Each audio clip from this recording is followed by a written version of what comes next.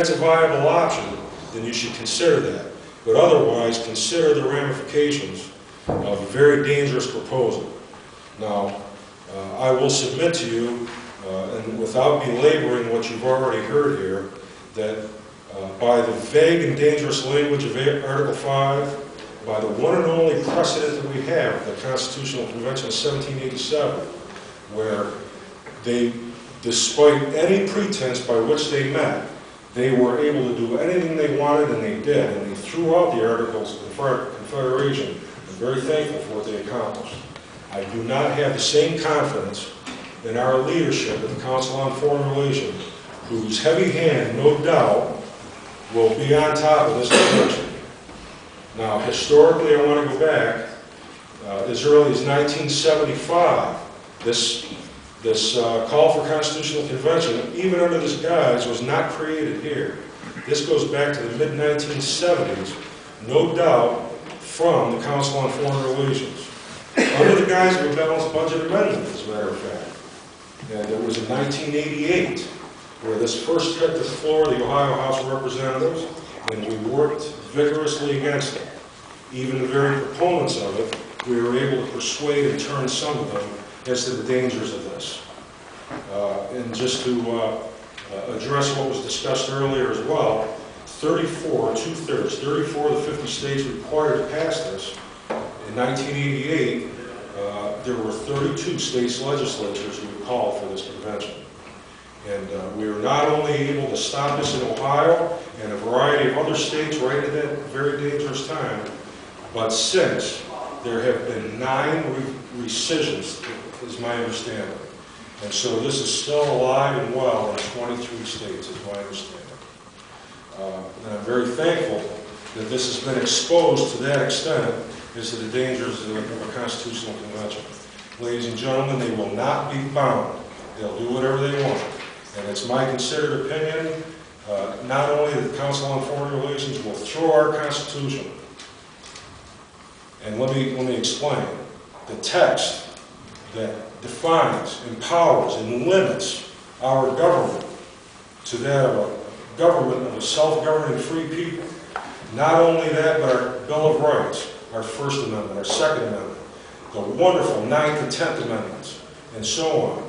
All these things will be thrown to the trash heap of history if they have their way. And I apologize, I don't have it with me today, but we have an actual copy of a constitution proposed by these people as many as 25 or 30 years ago. Forgive me for my failing memory, but I can supply this to you by email or hard copy to any of you who would like. But we actually have a constitution that the proponents of this drafted many years ago that reads dangerously similar to the Constitution of the Soviet Union, very much in compliance with that of the United Nations. It'll throw out what our founding fathers established here, and that is that we are endowed by our Creator with certain inalienable rights, and that the limited government's purpose is to protect those rights.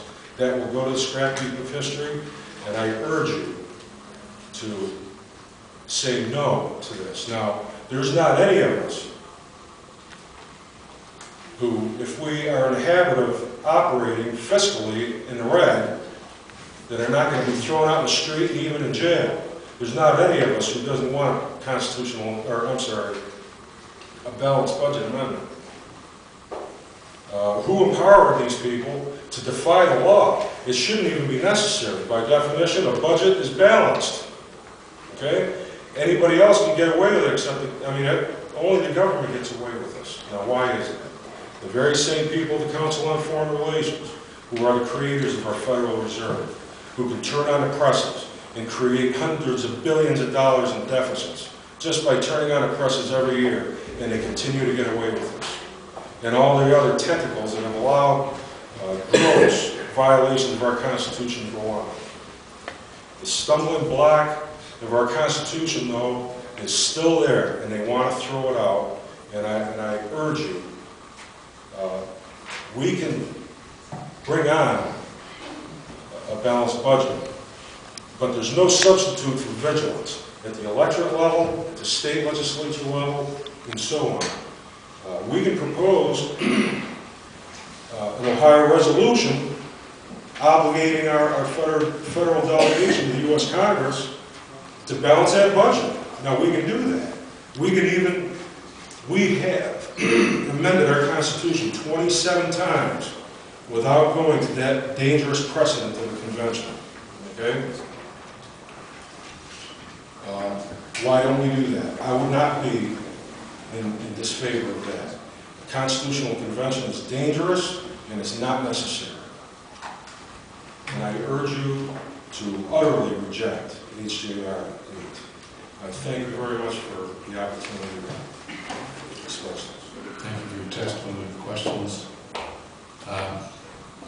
Just an ironic comment, I guess. You mentioned, sir, that we both took an oath to uphold the Constitution.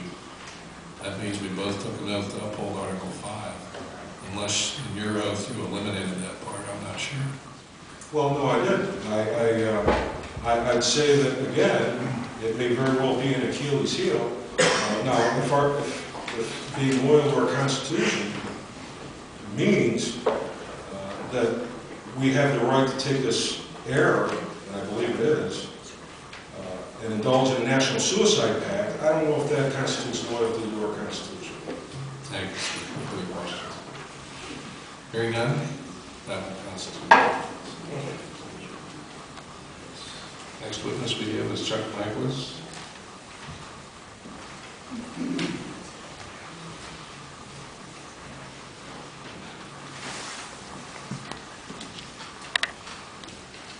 Thank you, Chairman Blessing, and to the House of Judiciary Committee members for the opportunity to testify today on House Joint Resolution 8.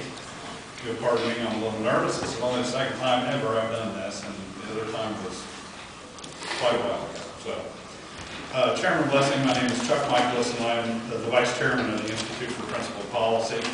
We are an Ohio-based public policy think tank. I come before you today to speak in opposition to HJR 8. The goals of HJR 8 are noble. In this age of financial instability, rapidly rising deficits, and concern about when the effects of turning on the government printing presses to bail out mortgage lenders and large manufacturers will be felt in the form of inflation, it is imperative that government be required to do what I have to do at home, live within my means. And by the way, that is when inflation, as it will be. To that end, a properly constructed balanced budget amendment to the U.S. Constitution could very well be the answer to the financial instability our nation is currently experiencing. And while I applaud the effort, I must call the committee's attention to the fact that the calling of a constitutional convention for that express purpose would be in all likelihood the first step toward an unmitigated disaster. Historically, HJR 8 looks a lot like the documents issued by the Continental Congress in February 1787 and the documents issued from the legislatures of several states appointing delegates to the Constitutional Convention of 1787. Congress passed a resolution based on the findings of the Annapolis Convention, a meeting of the delegates of 5 states, Virginia, Delaware, Pennsylvania, New Jersey, and New York, to discuss defects in the Articles of Confederation, which called a convention of all 13 states, quote, for the sole and express purpose of revising the Articles of Confederation and reporting to Congress and the several legislatures which such alterations and provisions therein as shall, when agreed to in Congress and confirmed by the states, render the federal Constitution adequate to the exigencies of government and the preservation of the Union. The Articles had an absolute requirement that any amendment to them, this is Article 13 of the Articles of Confederation, any amendments to them had to be accepted unanimously. Note that Rhode Island sent no delegates to the Constitutional Convention. Several states that did send delegations to the CONCON were worried about what a runaway convention could do to the Articles of Confederation and the sovereignty of their states. The documents they used to appoint delegates stringently required the delegates to discuss amendments to the Articles only, and especially in the case of Delaware, forbade them to discuss the elimination of the Articles and their replacement with a new Constitution. Other states that restricted their delegations from participating in an elimination of the Articles included Connecticut, New York, and Massachusetts. And yet, after the first official act of the Con of 1787 was to agree to work